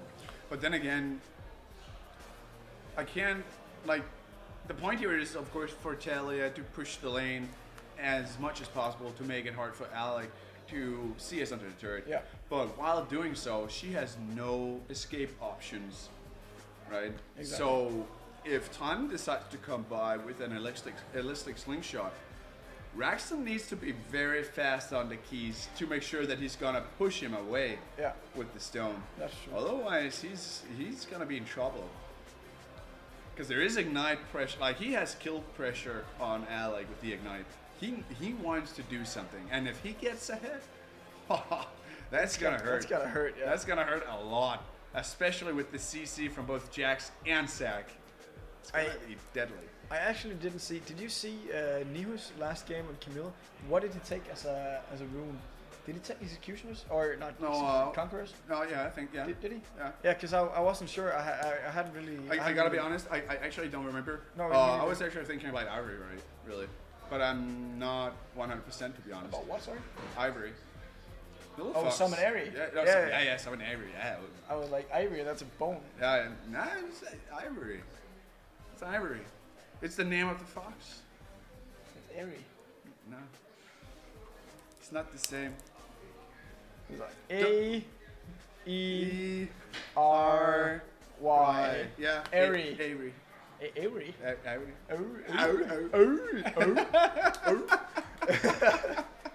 No, but no, again, I can imagine Jax taking something like Conqueror, because Conqueror on Jax is very strong, especially because you can abuse it in top lane. Oh yeah. If you play Jax like jungle, you would. It depends on the matchup. Mostly, I would probably take press the attack, because most ganks are almost done by 4-second mark, or by the 4-second mark. So if you could get but in the top lane, Conqueror is such a good rune right now. And when you're on a Jax,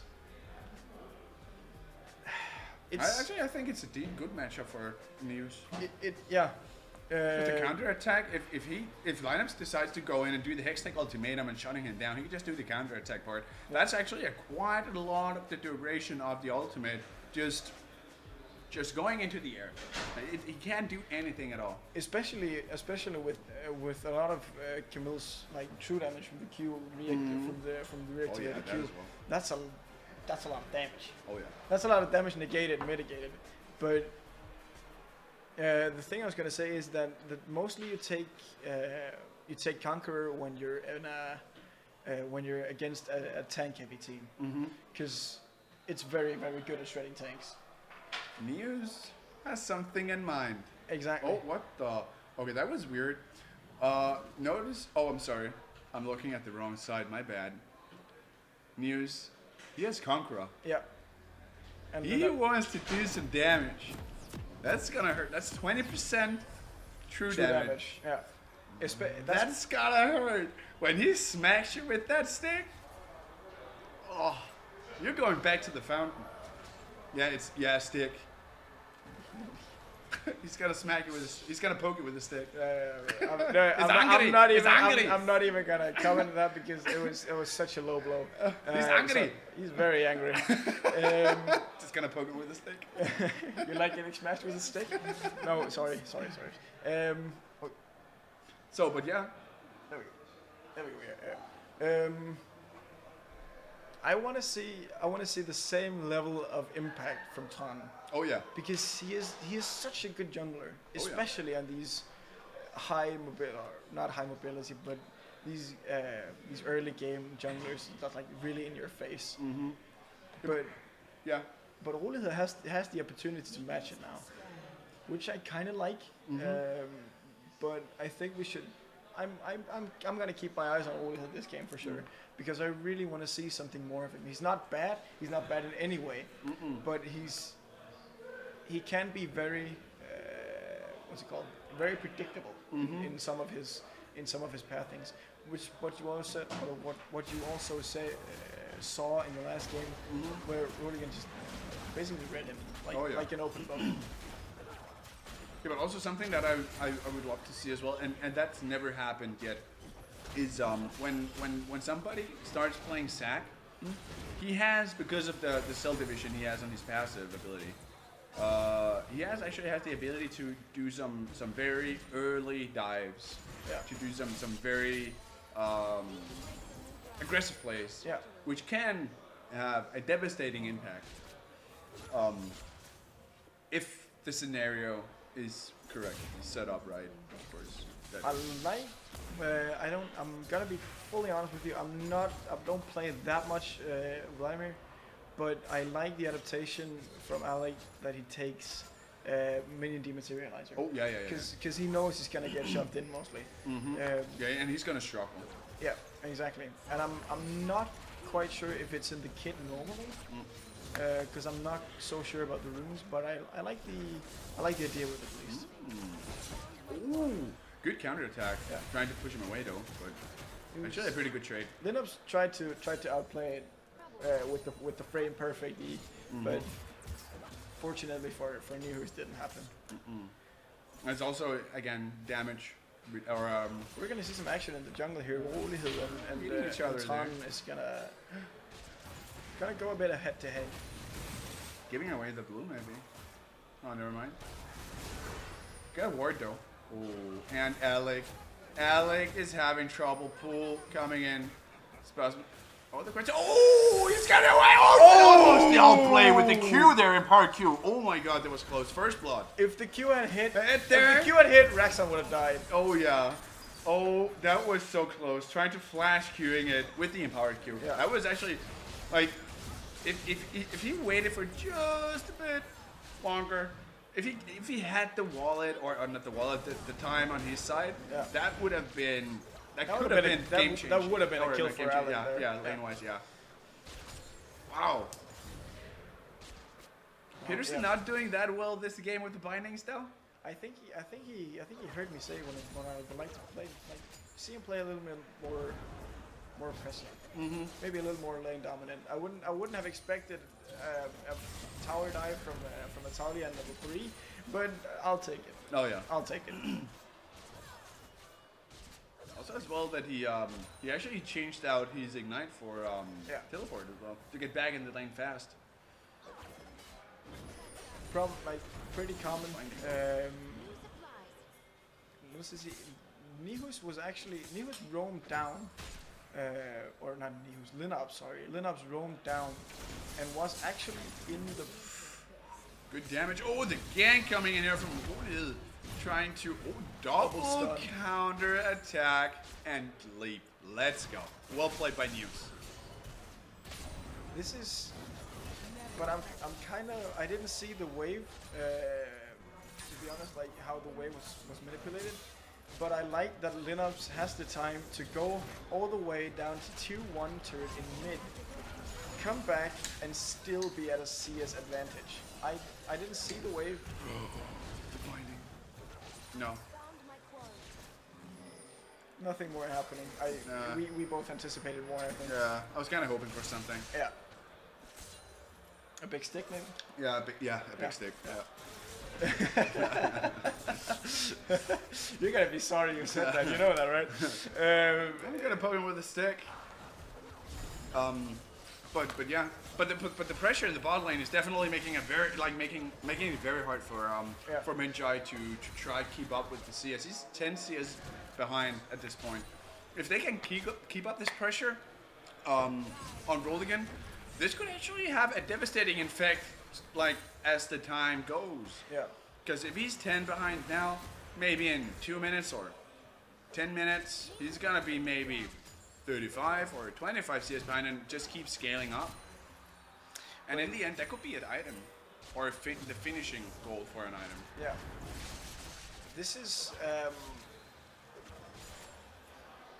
it would have been like a pretty good moment for Roligan to make a move in bot lane. Mm-hmm. You can also see Rexon is level 6 and he's moving down, so they can actually... I think they're gonna dive them if they're not careful here. Oh yeah, they're coming too, guys. Rexon is gonna ult behind them, that's for sure. Oh, it's that Weaver's wall! Oh! On the right side. Ooh, the pushback. Oh, that got him in there first. That was kind of lucky for Kidon there. Yeah. Bo still had, of course, both heal from Croxy and flash away, but... But again... It was a good attempt.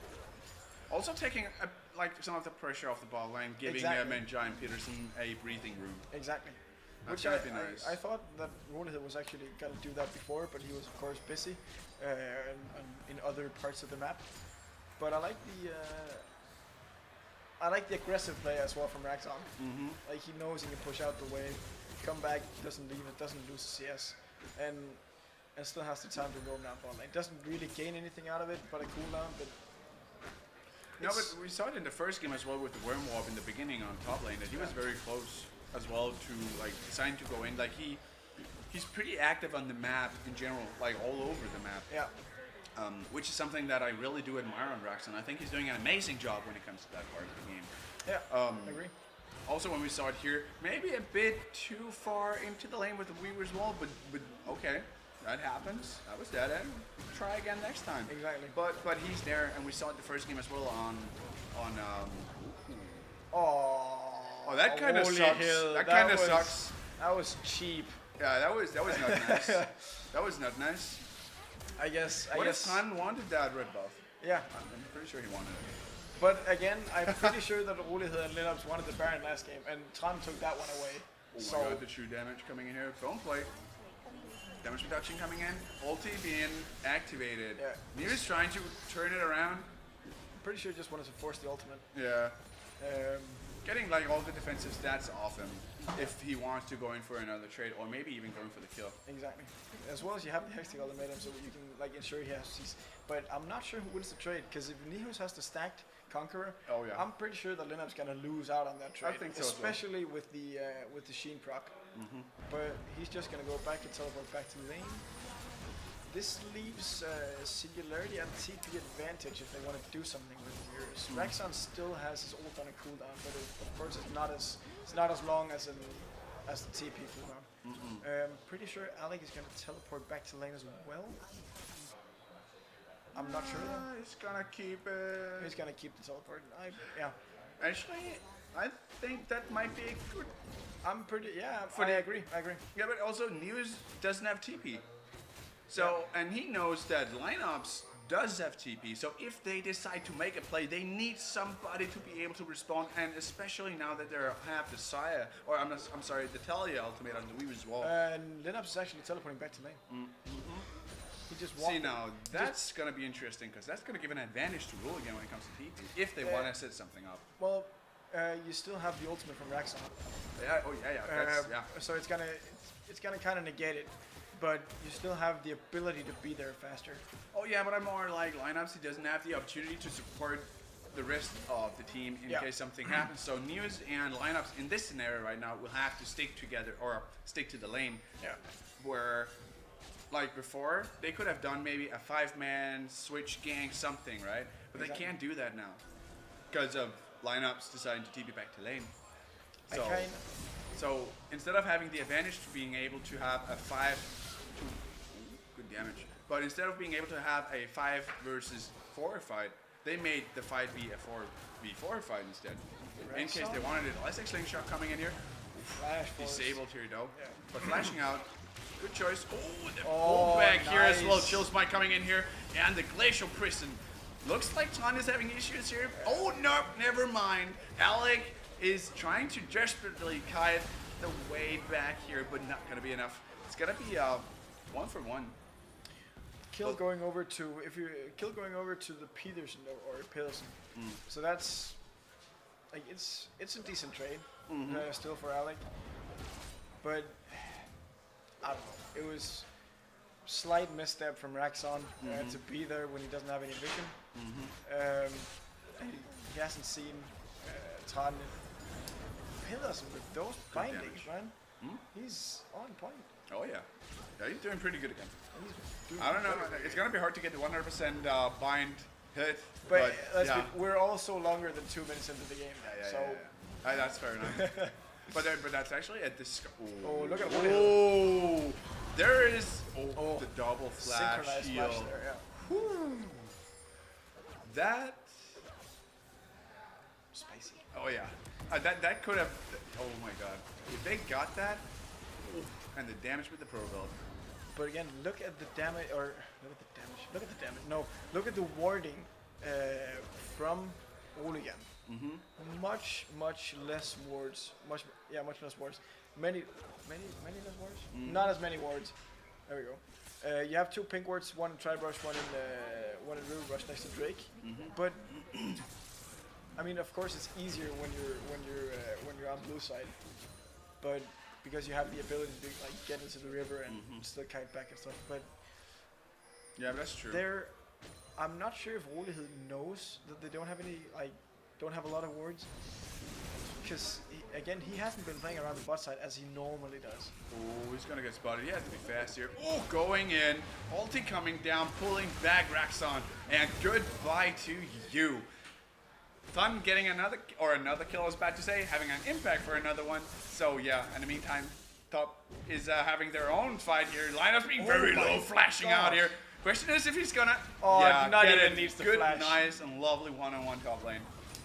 I think I saw Lineups hitting him with a thumbs up emote when Nihus popped the ultimate to save himself. I didn't see if Nihus actually used his thumbs up emote, but that would have been BM. Yeah. Actually, I was surprised that lineups as well decided to flash. Yeah. Because no matter the outcome, He's dead. News would get the kill. Yeah. Maybe he would get a flash for a flash, but why flash just to get another flash to then die? Yeah, It doesn't make sense. And you still have to leave, and that's actually it's pretty far yeah, on Jax. exactly. But it's kind of I don't know how long the cooldown is on Linups's E. It depends on whether they're maxed or what they maxed, and if Nihus is gonna max Q or E after W. Oh my god, that's a chunk of damage. Oh yeah. But yeah, it was Alec in trouble. Coming here, Permafrost and the engager from Tan trying to protect his beloved vampire. The flash from Odil. nice turnaround from Roligan there. I like that Roligan just stays in the brush. Like, yeah, it's only Rexon here. You can try and face check. But very nice turnaround and very quick adaptation from Tom to actually be there. Oh, it's not gonna be fun. The heal coming in here and blood pool. Oh my god, they really want to take down Ellie. Yeah. Wow. It's like Van Helsing, like the Vampire Hunter. Oh yeah. Yeah. Or is it Except it's Yeah. You get the point. I get the point. Yeah. TP coming in and Elastic Slingshot ulting back here in the hopes of getting almost getting the TP here. And Tan's getting this Hextech ultimatum here. There's not a lot he can do trying to sidestep all the damage here from Raxon and a TP. TP and a minion. Yeah. That was. I'm not sure if that was a misclick. No. But yeah, I noticed. Yeah, that was not on. 200 IQ teleport right there. Yeah. No, but Do I want to hit the blobs? I like. It was that was so close to be devastating for Singularity, because if Alec had finished that teleport, that would have been a very different outcome. Oh, definitely. They would have turned it for sure. We was trying to block him off, see if they can get another turret maybe. Yeah. But Had no minions though. not that many at least. But I like the aggressiveness as well from Tom. He's been mid lane 2 times or twice where Rexon's flash was still on cooldown. Now that's what we talked about. That's the rinse and repeat, and it has been very close to a kill every time he's done it. One of the times he actually got a kill on it, but that's very nice to see that they actually pick up on this. Oh, really, and it has an amazing impact. Yeah.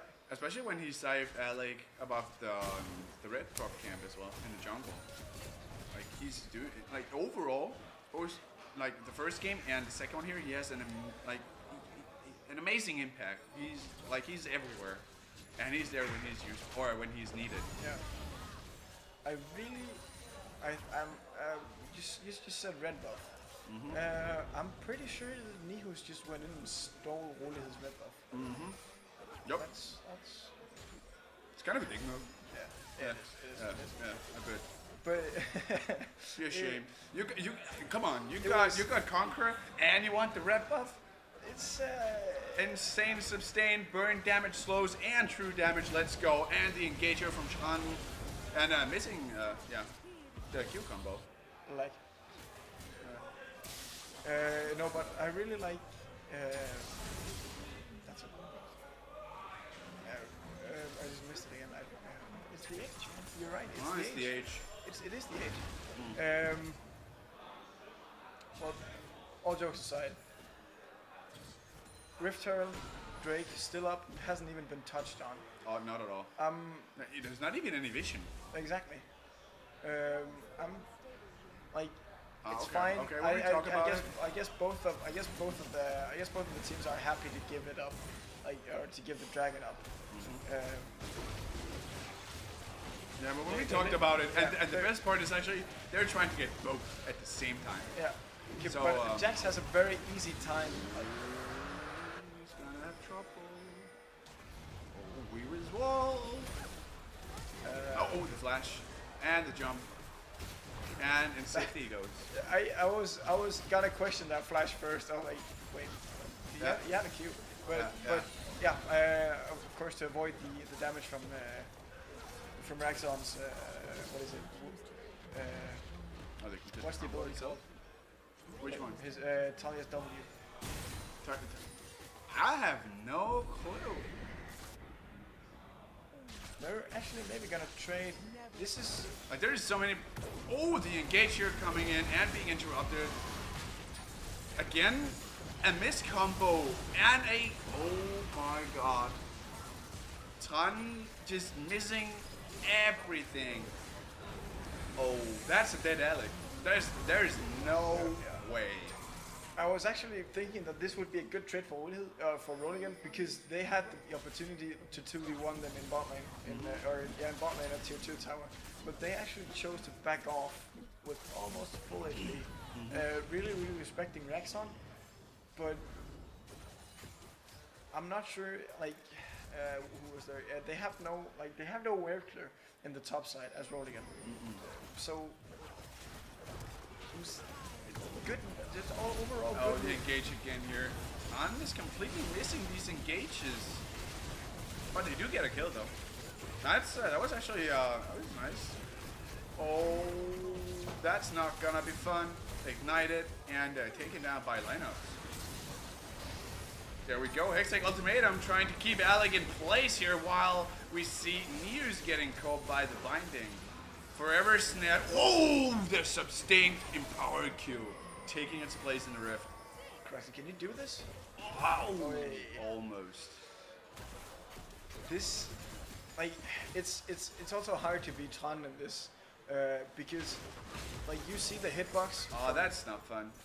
You see the hitbox from Zac like a little while before it appears. So even it doesn't matter who he targets, Pillars is just gonna black shield. Oh yeah. So it's kind of difficult for it to get to. It's kind of difficult for Tron to get onto one of them because as long as Morgana's there, he's not gonna hit anyone. So I guess he's trying to get in the middle of it and just ulting back because you can't spell shield everybody, of course. But with not very high success right now. He's also missed a couple of Qs, but of course it's the heat of the moment and stuff. So, but Oh, actually, that would be insane. Yeah. Five-man Black Shield. oh be I like the new locket as well. It's what? not shield. It's more damage reduction instead. yeah. But yeah, the old locket. I'm gonna be completely honest here. I think I maybe haven't read Locket in the new patch notes. They're actually going for Baron here. Nihus is bot side, but he still has teleport. He's gonna use the teleport now. Yeah, it's coming in with the teleport and they're backing out.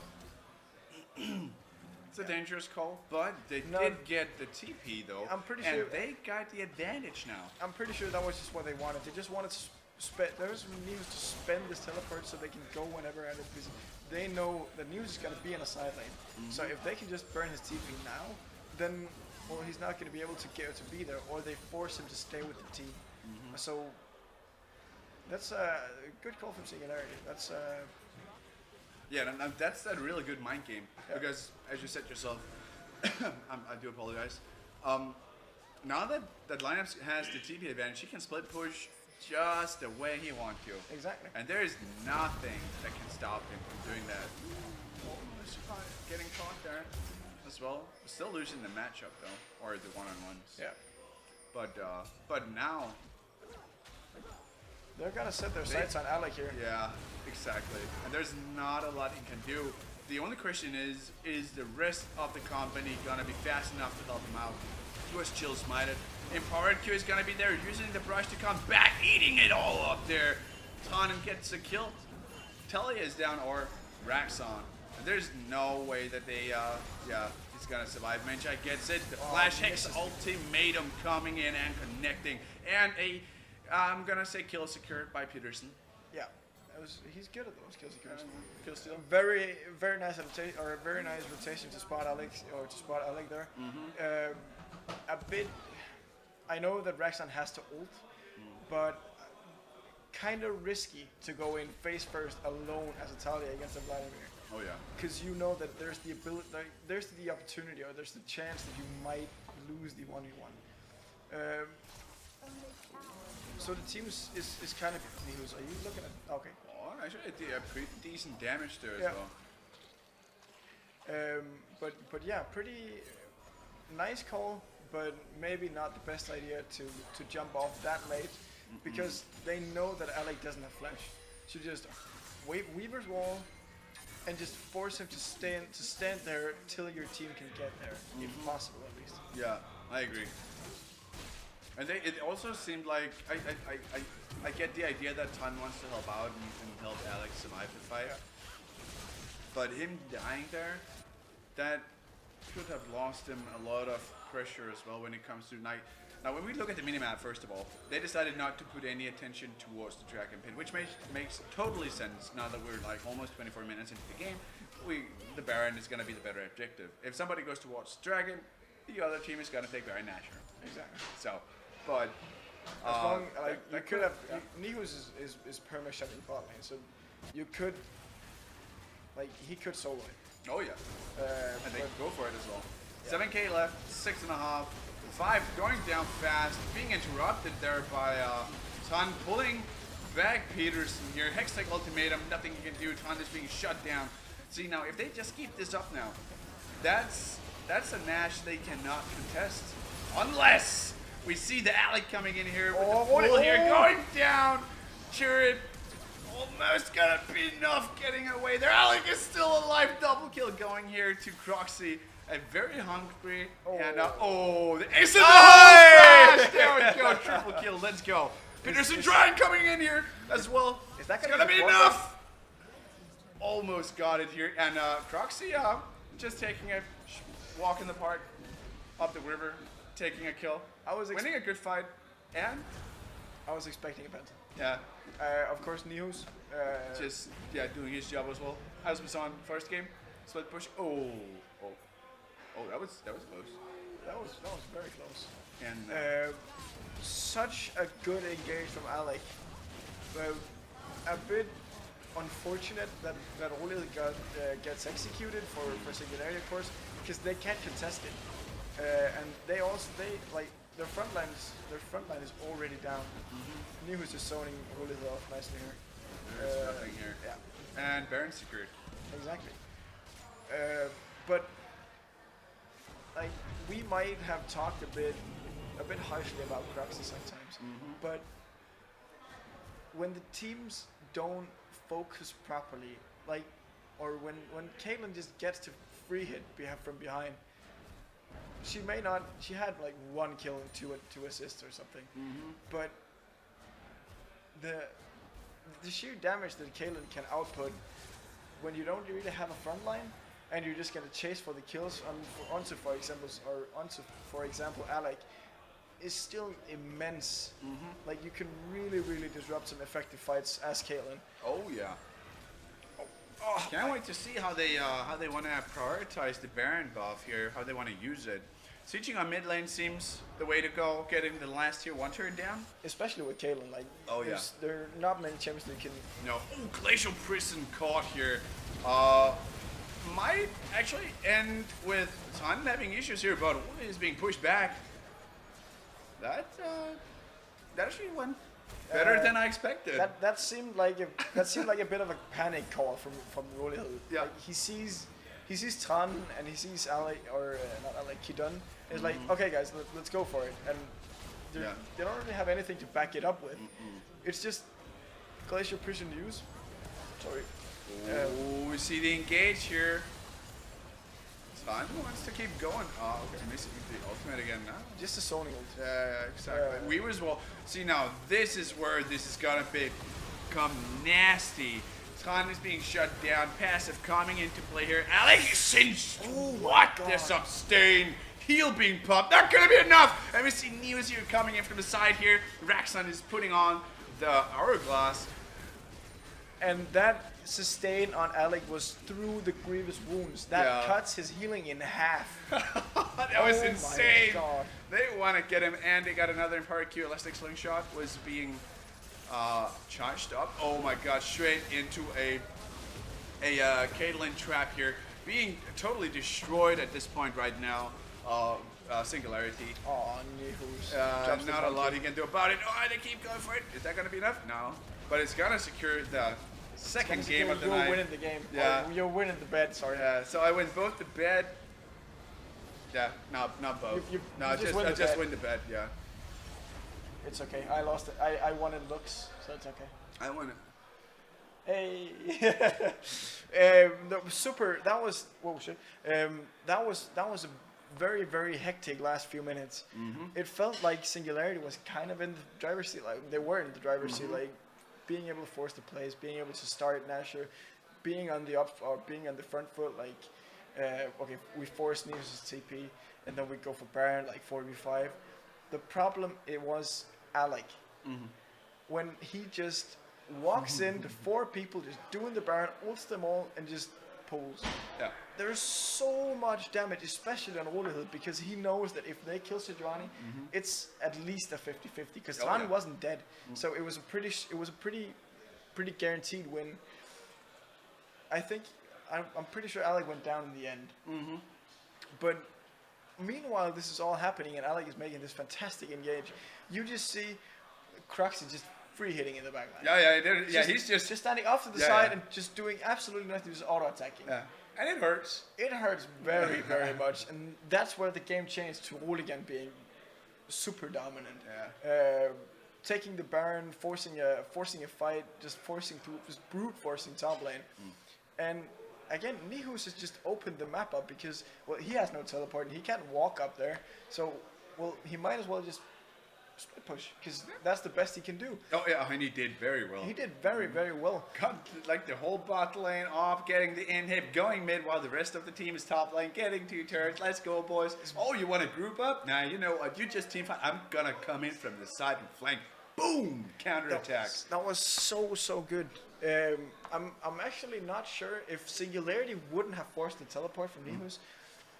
I'm not sure that the game would have ended so quickly, or not even in Roligan's favor, because the fact that he doesn't have the TP forces him to split push. And if he had the teleport, he might have teleported, and it's not certain that they win the fight. Of course, it's not. There's a bigger chance, but they might have somehow not lost the inhib. Maybe could have contested. It was very, very hectic. And until the last couple of minutes, it looked like Singularity was in full control of the game, or not in full control. But I do agree. Even though News was actually having a pretty big impact as well, I would say that I still had the feeling that Singularity was actually doing pretty well, and I think they started to get more and more control. And then we had that fight breaking out, and then everything just suddenly changed, and Roligan just got a massive power spike. And the Vladimir ulti, and then getting over 15% of his health back, even though he has graving wounds. Yeah, exactly. But I feel like we weren't exactly fair to Tran. He didn't like. I'm not sure we called him out, but I think he played as good as he could do. With the Morgana, and often like his ults were basically trying to like disengage, maybe get 1 or 2, maybe force a flash, because his ult is on such a short cooldown. But I actually really like the pressure he was putting on it over and over and over again, always in your face, always like forcing a flash, always like forcing lane priority. There was like. I'm not gonna say that Tran is carrying or anything, but he is so good at applying pressure to these side lanes. Really? And it doesn't matter, like, if you want to ban him out, you have to ban Skarner, you have to ban Olaf, you have to ban Sejuani, you have to ban Sak, you have to ban Jarvan. It's so hard. It's so hard to ban him out. Like you have to throw everything at Tran if you want to shut him down, and that just leaves so many. What's it called? Comfort picks for the likes of Alec and for the likes of Nihus, and he's such a good player right now. I agree. Also, the meta really, really fits him. Yeah, but I agree, and also when it comes to like the play itself that we've seen tonight, it did have some consequences. Yeah, it did. What's gonna happen? Do you want to say it or should I? I would say I won the bet, so I'm gonna let you do it. Okay. What's gonna happen to the 2 teams we got now? Well, the winner of these teams, since this was a single elimination round, the loser of the games are out, which means Singularity is out. I haven't seen the results from the other games, but Singularity is out. And that's. But again, I just want to point out that what we talked about in the train, Simon as well. Simon says, "Just is right." 2-0. I'm just calling it. Just just on purpose. Very But dominant. yeah, Dominant. as he said, we actually talked about this on the train, and Yeah, we like did. we knew that since this is single elimination, we're gonna lose either Roligan or Singularity. Yeah, and they're two very good They're teams. two really Yeah. good teams. Really. So I'm very excited to see what the rest of the results are like, and to see who we're gonna see in the semis or the quarters. Sorry. Yeah. As well, which Yeah. is gonna be on tomorrow. Cast tomorrow at 12 o'clock and 7 o'clock in the evening. I gotta be honest with you. I think I thought it was 1 o'clock, but let's go with 12. Then at least I know the plan was 1 o'clock. Yeah, but, I know. It's been pretty like ups and downs because Yeah. there's a lot of changes all the time. Some Exactly. things that we need to adapt to as well. But it's gonna be around between around 12 and 1. 1 o'clock. Yeah, For those of you watching, Central European time. Central European time, yeah. Those. Oh, sorry. Yeah. Okay. So we're hearing in the background that it's gonna be 12 o'clock. So But I had something, then he said something, and now I lost it again. It's the age. It's really the age. we talked about the two teams, Singularity coming out. Yeah. Roligan going on to tomorrow. Oh yeah. For those of you who don't know, the reason we're talking English Oh, is that sounds sexy. as well. Yeah. We're tomorrow. We had today, tomorrow, and Toyota. No, and Saturday. We were on the Twitch front page, the international Twitch front page, from 12 to 3, or from 12 midday to 3 in the afternoon. So Yeah. 3 hours. And of course, not to bait any false pretenses or something, we actually decided to do it in English, so we would maybe keep some of the viewers that were coming in, and to entertain a larger crowd, since this is also an international event. Oh yeah, Copenhagen Games is. Yeah, Copenhagen. Oh yeah, there's a lot of teams from like all around the world. Yeah, Like China, Sweden, Yeah, Sweden as well. Norway. There's one from Germany. Spain. I'm pretty sure. Spain Yeah, I'm is- pretty sure I heard some Spains as well. Yeah. So it's gonna be pretty hyphy. Yeah, I agree. But I think it was it this for the evening? Yeah, And I guess it'll be us, the two of us again, commentate or casting Yeah, tomorrow midday. yeah. We'll see what's gonna happen because like we do have the casters to do like two separate teams, sort of. So, but at least one of One of us. like one of the games is gonna be with us. Yeah, it is. Yeah. So, but yeah, it's gonna be tomorrow, Yeah. around 12 o'clock.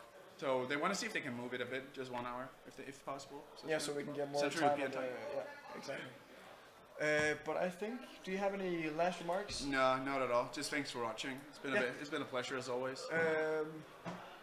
For all of you watching, thanks for tuning in. We'll see each other. We'll see each other again tomorrow. If you decide to tune in again, it's gonna be fantastic games. I'm pretty sure. It's gonna be good. I can't wait. I hope it's just as explosive and high as well. Oh yeah. But Really. yeah, that was it. Yeah. And thank you for watching. We'll see you again Tomorrow. And this has been Justy and Xavier, and we're out. See you in the rift. Du har muted.